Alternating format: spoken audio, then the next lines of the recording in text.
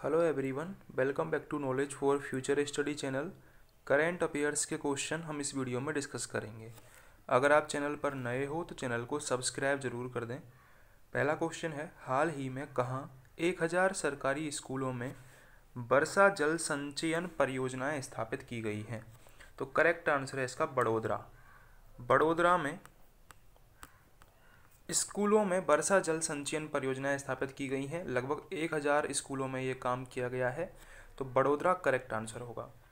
हाल ही में किस देश के पूर्व क्रिकेटर डीन जोन्स का निधन हुआ है? तो करेक्ट आंसर है इसका ऑस्ट्रेलिया। हाल ही में ऑस्ट्रेलिया के पूर्व क्रिकेटर हैं डीन जोन्स, उनका निधन हो गया है। हाल ही में मोक्टर ओअने को किस देश का प्रधानमंत्री नामित किया गया है? तो करेक्ट आंसर है इसका माली। इंपॉर्टेंट क्वेश्चन है, एग्जाम में पूछा जा सकता है। तो माली देश के नए प्रधानमंत्री नामित किए गए हैं मोक्टर ओअने। ठीक है। अगला हमारा क्वेश्चन है, किस राज्य में हाल ही में भारत के पहले चिकित्सा उपकरण पार्क का शिलान्यास किया गया है? तो करेक्ट आंसर है इसका बिहार। हाल ही में बिहार में भारत के पहले चिकित्सा उपकरण पार्क का शिलान्यास किया गया है। हाल ही में किस राज्य सरकार ने खुली सिगरेट की बिक्री पर प्रतिबंध लगा दिया है? तो करेक्ट आंसर है इसका महाराष्ट्र।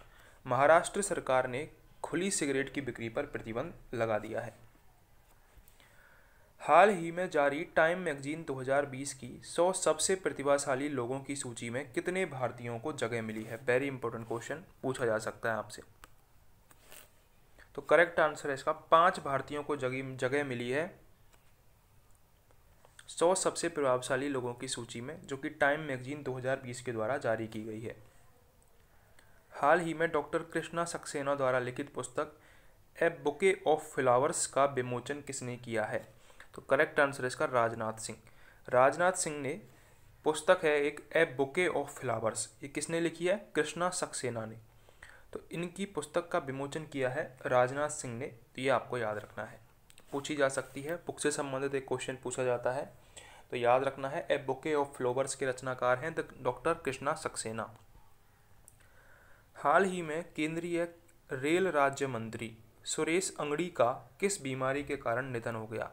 तो करेक्ट आंसर इसका कोविड-19 के कारण जो केंद्रीय रेल राज्य मंत्री हैं सुरेश अंगड़ी, उनका निधन हो गया है।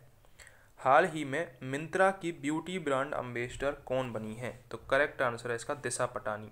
दिशा पटानी को मिंत्रा की ब्यूटी ब्रांड एम्बेसडर बनाया गया है। ब्रांड एम्बेसडर से संबंधित क्वेश्चन पूछा जाता है। हाल ही में प्रसिद्ध व्यक्तित्व भूपेश पांड्या का निधन हुआ है, वह कौन थे? तो भूपेश पांड्या एक अभिनेता थे। ठीक है, उनका हाल ही में निधन हो गया है। हाल ही में NCAER ने वित्त वर्ष 2021 में भारत की GDP कितने प्रतिशत रहने का अनुमान लगाया है?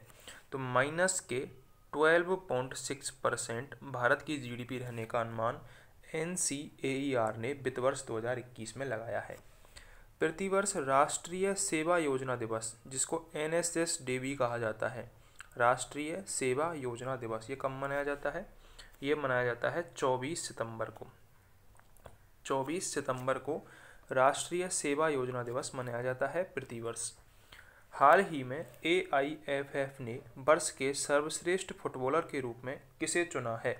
तो करेक्ट आंसर है इसका सी ऑप्शन, यानी कि गुरप्रीत सिंह संधू और मिडफील्डर संजू, इन दोनों को ही चुना गया है AIFF के द्वारा वर्ष के सर्वश्रेष्ठ फुटबॉलर के रूप में, गुरप्रीत सिंह संधू और मिडफील्डर संजू। संयुक्त राष्ट्र पर्यावरण कार्यक्रम ने हाल ही में किसे भारत के लिए क्षेत्रीय राजदूत नियुक्त किया है? इंपॉर्टेंट क्वेश्चन है। तो करेक्ट आंसर है इसका खुशी चिंदालिया। खुशी चिंदालिया को संयुक्त राष्ट्र पर्यावरण कार्यक्रम ने भारत के लिए क्षेत्रीय राजदूत नियुक्त किया है। हाल ही में कौन फाइटर विमान राफेल की पहली महिला पायलट बनी है? वेरी वेरी इंपॉर्टेंट क्वेश्चन, लगा लो, एग्जाम में पूछा ही जाएगा। तो करेक्ट आंसर है इसका शिवांगी सिंह। शिवांगी सिंह भारत की पहली महिला पायलट बनी है जो कि राफेल को उड़ाने वाली है। ठीक है, शिवांगी सिंह। हाल ही में किस राज्य सरकार ने पर्यटन को बढ़ावा देने के लिए बाय रोड अभियान शुरू किया है? तो पर्यटन को बढ़ावा देने के लिए बाय रोड अभियान शुरू करने वाला राज्य है उड़ीसा।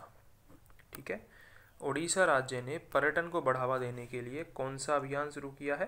By road.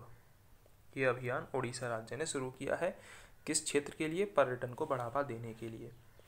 प्रतिवर्ष अंतर्राष्ट्रीय सांकेतिक भाषा दिवस कब मनाया जाता है?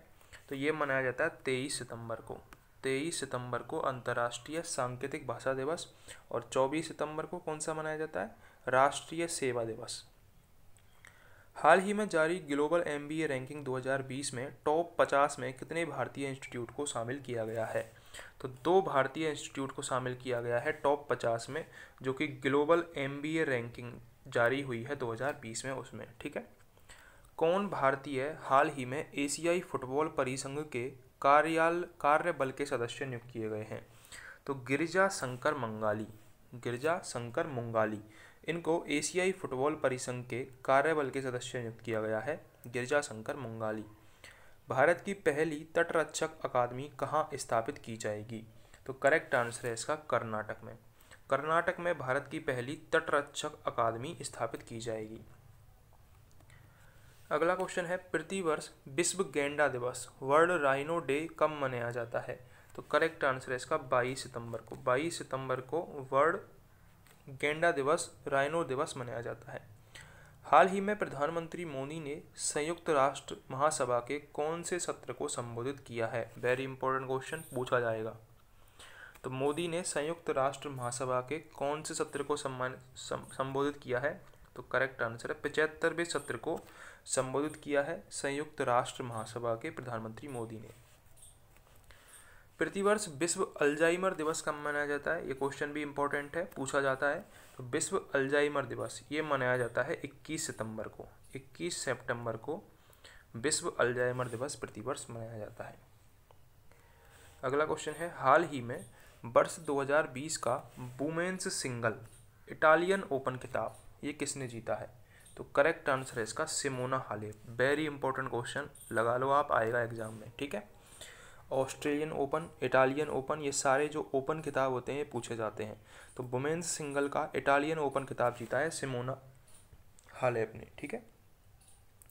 हाल ही वर्ष 2020 का मेंस सिंगल इटालियन ओपन खिताब किसने जीता है?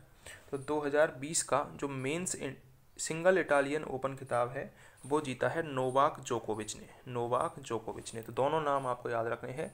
इटालियन ओपन 2020 में वुमेन्स का खिताब जीता है सिमोना हालेप ने और मेंस का खिताब जीता है नोवाक जोकोविच ने। दोनों आपको याद रखने हैं। अगर आपको वीडियो हेल्पफुल लगी हो तो चैनल को सब्सक्राइब जरूर कर दें।